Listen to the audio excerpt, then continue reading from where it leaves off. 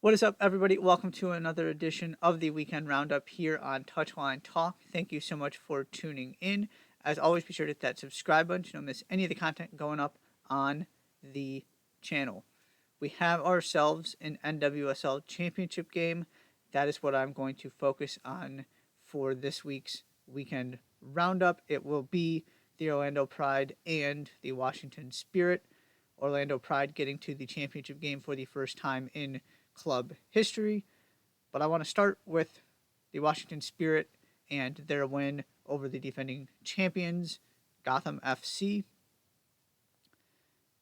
And I want to talk about just the general ride that the Spirit have been on here.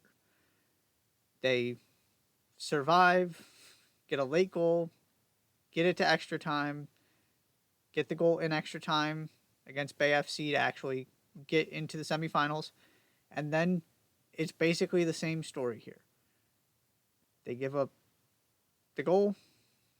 Astaire puts Gotham ahead, and then they get the late goal to send this thing to extra time again. They draw the red card in extra time, don't do very much with it, can't take advantage, go to penalty shootout, which is at that point what Gotham wanted. And then Upper Kingsbury comes up, makes 3 consecutive saves. They win 3-0 in the penalty shootout.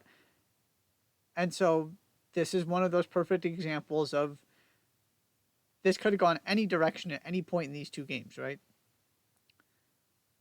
They haven't scored a goal in the first 85 minutes of either of these games. They haven't led in normal time. They could have lost the penalty shootout. But here they are. They survived. They advanced. And when you only have to play 3 games to win a championship, that's all that matters.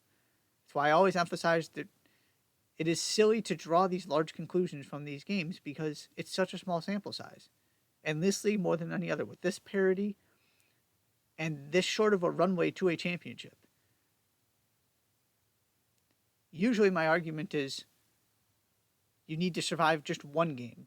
Things are going to go wrong, weird things are going to happen, you got to just survive one. In this league, it's almost the opposite.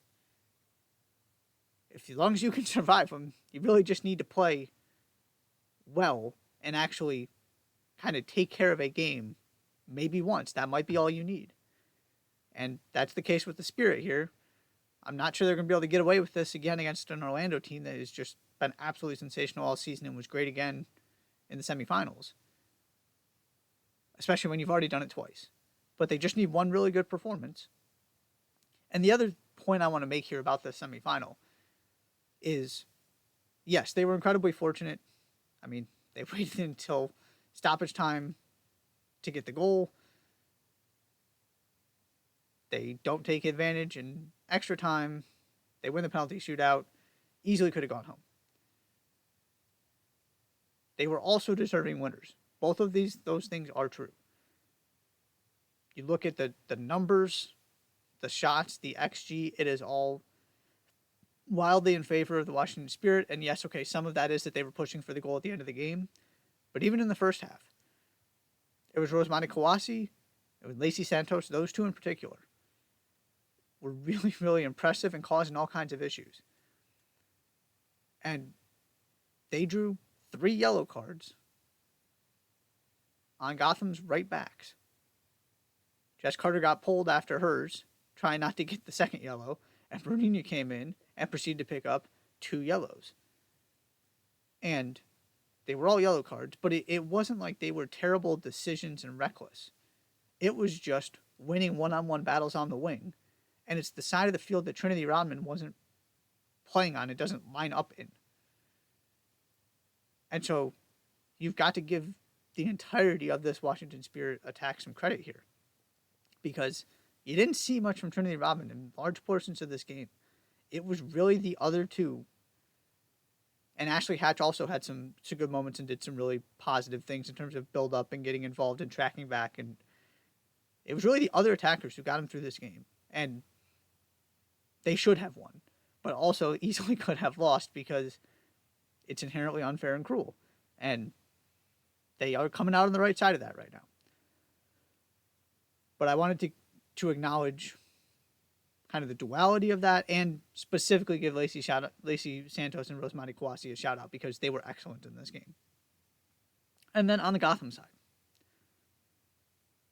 just go look at that bench. Lynn Williams came on, Jenna Neiswanger came on. That's 2 gold medal winners. You got Jessica Silva out there. The depth is ridiculous, and that's without, Midge Purse, Crystal Dunn. But most of the big names they brought in, they had on the field in this game. And it just goes to show you, again, you can't just assume all of these pieces are going to fit. You just can't assume that you take a magical run, bottle it up, add some even more talented players, and that it's going to become this unstoppable force. You see this all the time in college basketball as well. Team makes a run to the Final Four. They're bringing back all their players. I'm thinking, North Carolina men's team, UCLA men's team, Florida Atlantic men's team. There are all these massive high expectations for the next season. It just doesn't work like that. Because you can't take that 3-game stretch and then apply that over an entire season. But Tierney Davidson was out there. Emily Sonnet was out there. Rose Lavelle was out there. And they got outplayed.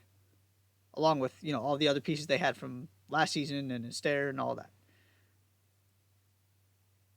They, number 3 seed, good season. But they were not the juggernaut. Even close to the juggernaut they were supposed to be. And so this is just another reminder that sometimes, especially in this sport, we get caught up in all of the names. And I feel like we don't pay much attention to the product on the field. It's not that they were bad. But we're doing the same thing with Real Madrid right now on the men's side. They got Mbappe. They're defending Champions League winners. Oh my goodness. They're going to be unstoppable. No. They're struggling. Did I think Mbappe was going to be this bad? No. But there were plenty of signs, and I've talked about this. I'm not going to go into it again. Plenty of indications that it wasn't going to be smooth. They weren't going to just run through La Liga. And if the NWSL has taught you anything, it's that nobody is running through this league season after season after season. Especially at this point. I mean, I know North Carolina Courage did it, and for that reason, to me, we don't talk enough about that as the most dominant stretch and them being the most dominant professional sports team in this country during that stretch because of what they did and because they won the championships after winning the Shields. Because it's just so difficult to do. And it's even more challenging now, and so that's what you see. They brought the quote-unquote super team together and didn't even get back to the final, let alone win it.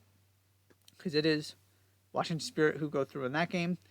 And, as I mentioned, they'll face the Orlando Pride, who hold on to beat the Kansas City Current, go down early, look like they're going to cruise to a win after scoring 3 unanswered goals, but then concede a penalty late, got a little dicey. That second half was all Orlando, though. As soon as they got that game level, if you're Seb Hines, you had to feel good about where this thing was going, and then rubber banda happened. Those 2 goals are one of my favorite combinations of 2 goals scored by a team in any game ever. They're not the flashiest. I mean, the third one we'll get to. There was definitely some flash there. But just the way that the technical ability, and on that second one that you saw the ball get played, you saw that Barbara Banda had position, and you went, oh, this is over. And sure enough, she absolutely smashes the ball to give them the lead. Just, that's what you want out of your number 9. It's terrific forward play. It's goal scoring instincts, it's positioning, it's manipulating defenders, it's all of the things. It was honestly, to me, that's just one of the more underrated goals you're going to see because there's nothing particularly. I mean, the finish was really good, obviously, but it was just a great goal. And then Marta just puts the entire Kansas City Current team on the floor and finishes it off. The look on her face afterward was priceless. She drops the two defenders with the one move, drops the goalkeeper with the next. I mean, those center backs just had a tough day because of how good this Orlando team is, and particularly Barbara Banda in the second half. But Marta made sure to get her moment too. They're a joy to watch. It's a tremendous story, and the story continues. So I don't want to kind of reflect on all of it now because one way or another we're going to be doing that next weekend, and they're certainly going to enter as the favorites because they're the best team in this league, and it's not close. So we are set. Should be a really good game. You got some championship experience, some really good attacking talent in Washington, and the team that kind of has their mojo back. Best regular season team in league history. Marta, Barbara Banda. Should be a really good NWSL championship game. That is all for the weekend roundup. Thank you so much for tuning in. As always, be sure to hit that subscribe button. I'll see you next time.